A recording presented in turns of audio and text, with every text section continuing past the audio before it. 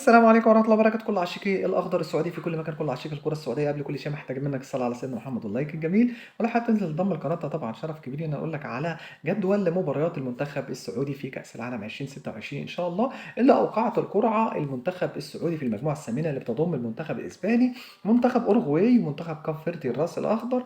وسيلعب مبارياته طبعا دور المجموعات كلها إن شاء الله في الولايات المتحدة الأمريكية. ويبدأ فريق المدرب هيرفي رينارد ان شاء الله مشواره امام الاوروغواي في ميامي، ثم يواجه اسبانيا في اتلانتا، وطبعا يختتم في امام كاب فيردي في هوستن ان شاء الله. ونقول لك على طول على المباراه الاولى في الجوله الاولى ان شاء الله في جدول مباريات المنتخب السعودي.